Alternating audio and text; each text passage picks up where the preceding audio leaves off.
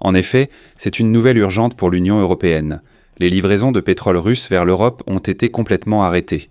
La Hongrie et la Slovaquie cherchent désespérément des sources d'approvisionnement alternatives. Il a été officiellement annoncé que le pompage du pétrole vers la Hongrie et la Slovaquie, qui étaient les derniers pays de l'Union européenne à recevoir des matières premières russes, a été complètement arrêté. Cela s'est produit après une frappe aérienne russe sur l'oléoduc Droujba, qui traverse l'Ukraine. L'oléoduc Droujba a été détruit à un point tel qu'il n'est plus capable de transporter du pétrole vers la Hongrie. Désormais, la Hongrie et la Slovaquie demandent à la Croatie de les aider avec les livraisons russes, mais cette fois par la mer. Mais le problème, c'est que l'exportation maritime vers l'Union européenne est interdite depuis décembre 2022. Et maintenant, Viktor Orban et Robert Fico disent « Écoutez, ignorons encore une interdiction, s'il vous plaît, donnez-nous du pétrole russe ». C'est pourquoi Viktor Orban et Robert Fico supplient désespérément les Croates de les aider, alors qu'auparavant, ils affirmaient tous les deux qu'ils ne pouvaient acheter que du pétrole russe et uniquement via l'oléoduc Droujba. Viktor Orban disait que les Croates étaient mauvais et incapables d'acheter du pétrole par eux. Et voilà que je n'ai même pas eu le temps, dans l'épisode précédent, de raconter comment Viktor Orban gagnait des milliards d'euros en trompant les Hongrois lors de l'achat de pétrole russe. Comment ces flux de pétrole de Moscou vers la Hongrie se sont-ils arrêtés? Et discutons-en maintenant. Je m'appelle Alexei Petchi, discutons ensemble de ce sujet.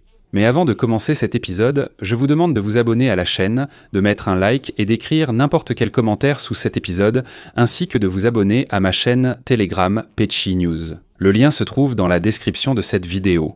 Nous y publions des actualités en temps réel dès qu'elles arrivent. Alors, en février, la Hongrie et la Slovaquie ont soudainement cessé de recevoir du pétrole russe. L'ironie, c'est que le pompage du pétrole a été arrêté après une frappe aérienne russe sur l'oléoduc Droujba, qui traverse l'Ukraine, en février. Selon Bloomberg, les livraisons de pétrole de la Russie vers la Hongrie et la Slovaquie n'ont pas eu lieu du tout, alors qu'en janvier, elles atteignaient 150 000 barils par jour. Pourtant, au cours des 2 premiers mois des années précédentes, le volume moyen quotidien des livraisons était d'au moins 200 000 barils. Maintenant, c'est zéro. Mais comment se fait-il que la Russie ait laissé ses fidèles sujets, Viktor Orban et Robert Fico, sans pétrole? Le 12 février, le ministre des Affaires étrangères de l'Ukraine, Andriy Sybiha, a déclaré que la Russie, à la suite d'une frappe aérienne qu'elle a menée, avait endommagé le 27 janvier l'oléoduc Droujba qui traverse l'Ukraine. Voici la citation du ministre ukrainien. Nous savons que la partie hongroise se prépare à se plaindre à nouveau des problèmes de transit du pétrole russe par l'oléoduc Droujba. Nous ne pouvons que leur conseiller de montrer ces photos à leurs amis à Moscou. Ensuite, le ministre Sybiga a publié une photo de l'oléoduc en feu, éteint par les pompiers ukrainiens, et a déploré, je cite, « La Hongrie n'a adressé aucune protestation à la Russie à ce sujet, ils n'ont même pas pu prononcer le mot « Russie ». 2 poids, 2 mesures dans toute leur splendeur. En fait, ce jour-là, Orban a simplement déclaré que quelqu'un avait endommagé l'oléoduc à cause de la guerre en Ukraine, sans dire un mot sur le fait que c'était la Russie qui en était responsable. La Hongrie et la Slovaquie dépendent toujours des livraisons de pétrole via l'oléoduc Droujba, restant les seuls pays de l'Union européenne à continuer d'acheter du pétrole russe. L'Union européenne a pris en janvier de cette année la décision définitive de cesser complètement d'importer du gaz russe d'ici 2027 gaz que la Hongrie et la Slovaquie continuent également de recevoir. Viktor Orban et Robert Fico ont donc contesté cette décision en justice. La Commission européenne a également annoncé qu'elle prévoyait de proposer une législation visant à mettre fin progressivement à l'importation de pétrole d'ici la fin de 2027. Orban et Fico menacent également ici de porter l'affaire en justice, disant « Non, s'il vous plaît, laissez-les continuer à dépendre de cette aiguille russe ». Et auparavant, le Premier ministre hongrois Viktor Orban avait lui-même qualifié l'Ukraine d'ennemi numéro 1 en raison de sa demande de mettre fin aux livraisons de ressources énergétiques russes à l'Union européenne. Et il a déclaré que l'Ukraine ne devrait jamais être admise dans l'Union européenne. Et à ce sujet, j'ai publié un épisode séparé avec une enquête sur la façon dont les fonds de Viktor Orban ont gagné des milliards d'euros grâce au pétrole russe bon marché et aux Hongrois crédules. Pour faire court, le Centre d'études de la démocratie de l'Institut européen de politique publique a présenté un rapport qui a vraiment choqué tout le monde. L'analyse a montré qu'en 2025, les prix intérieurs du carburant en Hongrie étaient en moyenne 18% plus élevés que dans la voisine République tchèque. Alors que Budapest continue d'acheter du pétrole russe moins cher, Prague, elle, achète des alternatives non russes plus coûteuses. On pourrait penser logiquement que si la République tchèque achète du pétrole plus cher, alors les prix du carburant devraient y être plus élevés. Et Viktor Orban, qui achète du pétrole russe bon marché, aurait dû fournir aux Hongrois un carburant super bon marché. Mais pour une raison quelconque, c'est tout le contraire qui s'est produit. Il y a même une différence de 18%, et aujourd'hui, on apprend officiellement que la Hongrie et la Slovaquie ne reçoivent pas de pétrole russe par l'oléoduc Druzhba pendant tout le mois de février. Mais malgré le fait que la Russie ait détruit une section de l'oléoduc dès le 27 janvier, aujourd'hui le ministre des Affaires étrangères de Hongrie, Péter Szijjártó, a accusé l'Ukraine de ne pas reprendre le transit du pétrole pour, selon ses mots, des raisons politiques. Comme s'il disait « peu importe qu'il y ait encore la guerre là où l'oléoduc a été saboté ». Selon Péter Szijjártó, l'Ukraine serait soi-disant obligée, vraiment obligée, d'envoyer des spécialistes ukrainiens sous les missiles russes pour réparer l'oléoduc, parce que Budapest veut continuer à acheter du pétrole russe.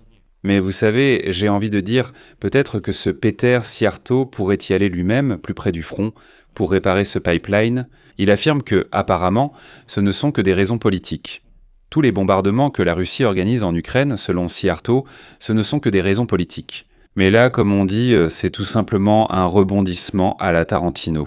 Péter Szijjártó a ajouté que lui et le ministre de l'économie de Slovaquie se sont adressés à la Croatie pour obtenir de l'aide concernant les livraisons de pétrole, mais pas n'importe quel pétrole, précisément du pétrole russe. Ensuite, ils vont citer Szijjártó. Et écoutez bien, nous allons ensuite analyser cela, c'est un cas vraiment très intéressant, dit Szijjártó. Nous demandons à la Croatie d'assurer le transport du pétrole russe vers la Hongrie et la Slovaquie par l'oléoduc Adria. La sécurité de l'approvisionnement énergétique ne doit jamais devenir une question d'idéologie. C'est pourquoi nous attendons de la Croatie, contrairement à l'Ukraine, qu'elle ne mette pas en danger la sécurité de l'approvisionnement en pétrole vers la Hongrie et la Slovaquie pour des raisons politiques.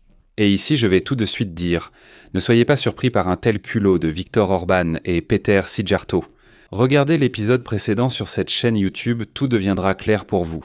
Encore une fois, Péter Szijjártó exige de la Croatie que la Croatie transporte du pétrole russe sur son territoire. Mais le fait est que pendant 4 ans de guerre à grande échelle, Viktor Orban et Péter Szijjártó assuraient aux Hongrois et à toute l'Europe que la Croatie ne pourrait jamais leur fournir du pétrole. Il disait Manso que l'oléoduc Adria n'était pas adapté, qu'il n'avait pas assez de capacité, et ainsi de suite. La Croatie assurait « Ne les écoutez pas, oui, nous sommes prêts à fournir seuls du pétrole russe à la Hongrie et à la Slovaquie. Et maintenant, la Hongrie et la Slovaquie demandent elles-mêmes l'aide de la Croatie. » Mais pour ceux qui ont la mémoire courte, je voudrais rappeler une citation de Péter Szijjártó, qui aujourd'hui demande l'aide de la Croatie. Voici exactement ce que Szijjártó disait le 29 septembre 2025. L'oléoduc adriatique, qui part de la Croatie, n'a pas la capacité suffisante pour répondre aux besoins de la Hongrie et de la Slovaquie. Sur la base des tests effectués, il a été conclu que cet oléoduc n'est pas capable de transporter en continu et de manière fiable la quantité de pétrole dont nous avons besoin. Quoi qu'en disent les autorités croates, elles veulent sans aucun doute profiter de la guerre en Ukraine. Depuis le début du conflit, ils ont considérablement augmenté les frais de transit pour le transport du pétrole à travers la Croatie. Et maintenant, ils veulent empêcher notre pays d'acheter du pétrole russe afin d'obtenir un monopole et ainsi gagner encore plus d'argent. C'est Szijjártó qui disait cela il y a 4 mois, et voilà qu'un peu plus de 4 mois se sont écoulés, et maintenant voilà. La Hongrie et la Slovaquie demandent à la Croatie de les aider avec les livraisons de pétrole, via ce même oléoduc adriatique qui, selon Szijjártó, n'a en fait pas la capacité suffisante pour couvrir les besoins de la Hongrie et de la Slovaquie. Alors, écoutez, si ce n'est pas le cas, pourquoi êtes-vous contre ? Ici, Viktor Orban et Péter Szijjártó risquent d'être déçus. Szijjártó aujourd'hui écumant de rage. Il affirmait que, soi-disant, L'exception aux sanctions de l'Union européenne contre la Russie, qui a été faite pour la Hongrie et la Slovaquie, je cite, permet d'importer du pétrole russe par voie maritime en cas d'interruption des livraisons par oléoduc. Cependant, je rappelle que depuis décembre 2022, l'Union européenne a imposé un embargo total sur toutes les livraisons de pétrole russe par voie maritime. L'exception pour la Hongrie et la Slovaquie, qui n'ont pas d'accès à la mer, prévoyait uniquement des livraisons par oléoduc. Il n'y avait aucune exception permettant aux Russes d'acheminer leur pétrole par voie maritime si l'oléoduc ne fonctionnait pas. Et ici, nous revenons encore une fois à la Croatie. L'oléoduc Adria traverse le territoire croate et par celui-ci, le pétrole est livré par des pétroliers sur la côte de la mer Adriatique. Jusqu'à présent, malgré tous les appels de l'Union européenne à diversifier les achats de pétrole en augmentant les approvisionnements en brut via Adria en provenance d'autres exportateurs, Budapest a rejeté tout cela. Le gouvernement de Viktor Orban s'est plaint à plusieurs reprises qu'Adria ne serait soi-disant pas capable d'assurer le pompage du pétrole dans les volumes nécessaires et que les autorités croates ont augmenté les frais de transit. Les responsables et experts de l'énergie croate ont évidemment tout nié. Le ministre de l'économie, Ante Šušnjar, a alors déclaré que les accusations répétées adressées à la Hongrie concernant la surfacturation du transit et la capacité insuffisante de l'oléoduc ne correspondaient absolument pas à la réalité. Et il a ajouté, je cite, « Ce n'est qu'un prétexte pour continuer à acheter exclusivement du pétrole russe. Aucun problème pour assurer les livraisons, nous pouvons tout démarrer en quelques minutes. » De plus, comme l'a montré aujourd'hui une étude du Centre de recherche sur la démocratie auprès de l'Union européenne. Le prix du transit du pétrole par l'oléoduc Adria est 1,7 moins cher que par l'oléoduc Druzhba. Donc Orban et Sierta ont tellement menti que, en fait, tous leurs propos semblent déjà être des mensonges. Parce que Sierta dit que les Croates ont tellement augmenté les prix qu'ils veulent nous dépouiller et profiter de nous. Là-bas, le transport coûte presque moitié moins. Pour illustrer, voici quelques chiffres. Alors que dans les importations totales, la part du pétrole russe est passée de 26% en 2021 à 3% aujourd'hui, la Hongrie, au contraire, l'a augmenté de 61 à 86% et à certains moments jusqu'à 92%. Quant à la Slovaquie, elle dépend à 100% du pétrole russe. Mais maintenant, l'oléoduc Druzhba est endommagé. Et vous savez, il est intéressant d'observer si Bruxelles fera aujourd'hui des concessions à Viktor Orban. Je vais m'arrêter là. Partagez vos avis et conclusions en commentaire sous l'émission. Si cette émission vous a été utile et intéressante, vous pouvez soutenir financièrement le travail de cette chaîne YouTube par votre don ou votre abonnement payant. Les liens et contacts sont dans la description. Plusieurs plateformes sont disponibles, choisissez votre format préféré. Je vous serai reconnaissant pour tout soutien de votre part. C'est tout pour aujourd'hui. Prenez soin de vous. À bientôt à tous.